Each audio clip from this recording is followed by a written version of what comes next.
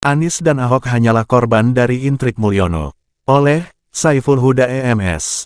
Perlahan namun pasti mawar kesadaran itu akan tumbuh dalam jiwa para perindu keadilan di negeri ini. Para perindu keadilan yang selama ini dikondisikan oleh Mulyono untuk tidak dapat bersatu, agar singgasana kekuasaannya terus bersinar terang dengan sorak-sorai tepukan tangan dukungan dari para pendukungnya yang berhasil dikaburkan indera pengamatannya. Mereka selama ini hanya dijejali hasutan demi hasutan yang tak pernah usai, bahwa Anies adalah sosok politisi berbahaya yang akan mengubah sistem negara dengan sistem khilafah, dan pada mereka yang kontra Mulyono selalu dijejali hasutan demi hasutan, bahwa Ahok adalah si kafir penista agama, pembenci Islam yang dilindungi oleh 9 naga. Memang luar biasa sekali intrik Mulyono yang terus-menerus menciptakan benturan demi benturan agar dua sayap Garuda, yakni kaum nasionalis dan Islam ini retak dan terputus hingga Mulyono berharap langgeng di singgasana kekuasaannya. Bahkan jikapun Mulyono tak bisa lagi menjadi raja, Mulyono akan menyusup ke tempat lain untuk menjadi raja di raja, dengan menjadi anggota Dewan Pertimbangan Agung (DPA) yang hendak ia ciptakan untuk mengganti lembaga Dewan Pertimbangan Presiden (One Team Press). Mulyono memang sangat piawai memainkan manajemen konflik. Ia ciptakan dua kubu untuk saling berbenturan, lalu ia dengan cerdiknya selalu tampil sebagai pahlawan. Begitulah kemahiran mantan tukang kusen kayu yang dapat merangkai tatal kayu untuk dipadu menjadi tiang kayu besar yang menyangga kursi kekuasaannya. Dahsyat, namun sayang, Mulyono rupanya masih belum dapat membedakan mana kayu jati dan mana kayu trembesi. Sepintas warnanya memang serupa namun urat dan kekuatannya tentu sangat jauh berbeda. Karena itulah strategi main kayu Mulyono segera terbongkar di akhir masa jabatannya. Kayu trembesi itu mirapuh dan singgasana kekuasaannya Mulyono sudah nyaris runtuh. Mulyono juga lupa di atas kekuatan ada kekuatan, dan di atas kekuatan Mulyono itulah yang dinamakan kesadaran revolusioner rakyat. Mulyono bingung dan kalang kabut, sahabat-sahabat yang dikhianatinya ternyata diam-diam sudah lama melakukan kontemplasi, evaluasi menyeluruh yang menghasilkan kesimpulan, bahwa Anies dan Ahok bersama para pendukung fanatik keduanya hanyalah korban dari intrik politik Mulyono. Apa saja kesimpulan dari hasil kontemplasi panjang sahabat-sahabat Mulyono yang dikhianatinya itu? 1. Prestasi Jokowi sebagai Gubernur DKI Jakarta moncer karena dukungan Ahok sahabatnya sejati. Namun, ketika Ahok Jarot menjadi calon gubernur dan calon wakil gubernur, apakah Jokowi berjuang menggunakan segala daya upayanya untuk memenangkan Ahok, sebagaimana ia memenangkan Gibran dan Kaesang? Jawabannya adalah tidak. Mengapa? Karena Jokowi khawatir tidak bisa memegang Ahok Jarot yang lebih berpihak pada Megawati daripada Jokowi. 2. Maka dirancanglah operasi khusus. Adalah Buniani, sosok yang tidak jelas, tiba-tiba tampil di panggung nasional dengan keberanian melakukan editing terhadap ucapan Ahok dan muncullah pergerakan 212. Kejadian Buniani sama dengan kejadian ketika demi memunculkan Gibran tiba-tiba muncul mahasiswa UNS yang mengguncangkan MK karena kemampuannya menerobos kedaulatan MK dan memenangkan gugatan MK. Mahasiswa ini adalah Almas. Apakah ada kemiripan antara Buniani dan Almas? Mengapa keduanya berhasil? Apakah ada kekuatan penopang di belakangnya? Apakah intelijen Polri bermain dan memuluskan operasi tersebut? 3. Setelah Ahok akhirnya masuk penjara karena the banality of evil dari Jokowi, akhirnya terungkap bahwa Jokowi sama sekali tidak melakukan advokasi terhadap sahabatnya sendiri demi kekuasaan. Siapa yang diuntungkan dari 212? Apakah Anies? Tidak, yang diuntungkan adalah Jokowi. Siapa yang menjadi korban? Ahok, Jarot, PDI Perjuangan, dan Gatot Nurmantio. Seluruh permainan berlangsung cantik. 4. Bagi PDI Perjuangan jalan ideologis yang ditempuhnya membawa konsekuensi yang sangat berat. Partai Banteng ini kehilangan hegemoninya di Jawa Barat dan Banten. Apakah Jokowi membantu? Tidak. Apakah para pejuang pro-demokrasi kemudian membantu Partai Banteng yang terluka akibat membela kebinekaan? Tidak. Ahokers, apakah saat itu juga kemudian membantu memulihkan kerusakan tersebut? Rekam jejak tidak membuktikan itu.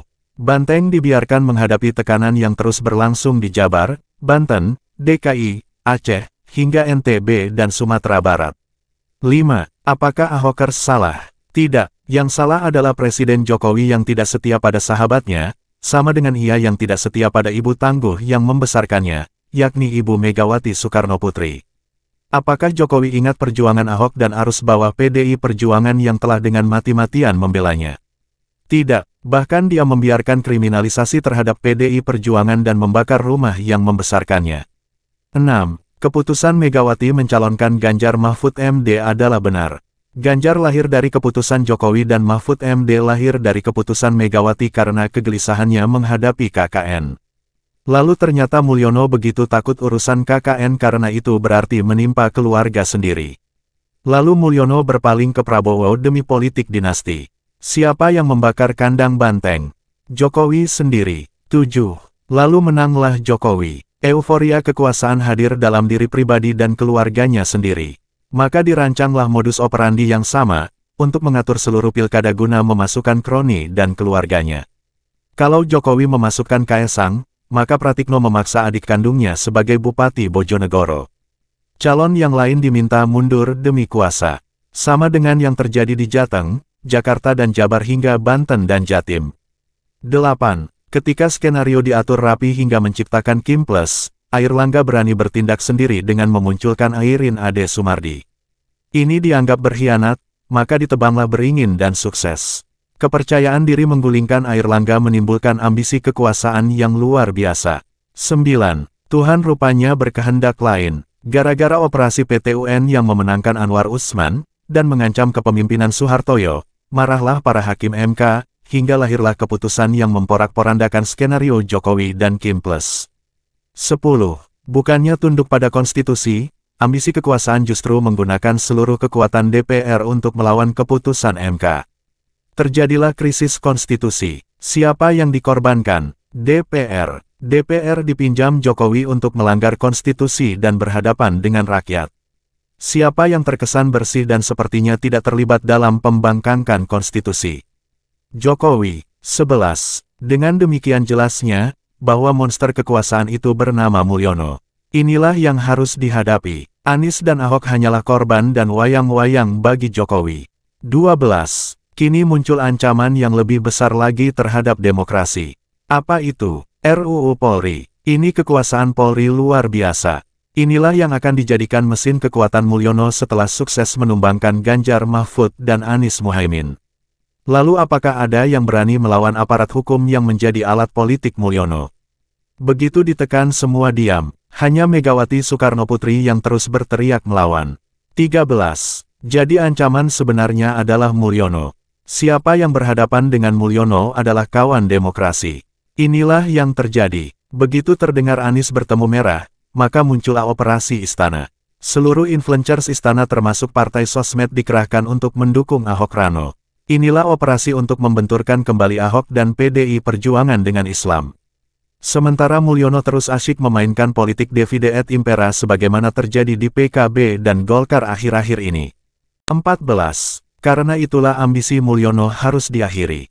Kita justru dorong agar Merah sendiri, Banteng sendiri, yang mencalonkan Anies Rano berhadapan dengan Kim Plus yang menjadi tangan-tangan kekuasaan Mulyono. Ahokers jangan mau dipecah belah dengan dibenturkan dengan Banteng. Ahokers harus berhadapan dengan black hole ambisi kekuasaan, Jokowi. Jangan mau dipecah belah lagi. Saatnya kebenaran menang. 15. Alangkah lebih baik jika Megawati dan Ahok nanti ikut memberikan direction terhadap Anies Rano. Bukankah Megawati sendiri yang mengatakan Anies harus nurut? Nurut pada jalan Pancasila, konstitusi, demokrasi, supremasi hukum, meritokrasi, dan jalan kerakyatan. 16. Maka kita harus dorong Megawati untuk memutuskan Anies Rano. Inilah perlawanan sejati terhadap Mulyono. Inilah strategi yang mengagetkan Mulyono. Jangan kita mau dipecah belah. Sebab kredo perjuangan saat ini adalah berhadapan dengan Mulyono. Selamat datang perlawanan. 17. Lawan Mulyono dan kroninya. Tanggal 26 Agustus tahun 2024. Sumber, pengacara PPWI Subang, Jawa Barat. Saiful Huda EMS. Lawyer dan penyambung lidah para sahabat Mulyono yang dikhianati.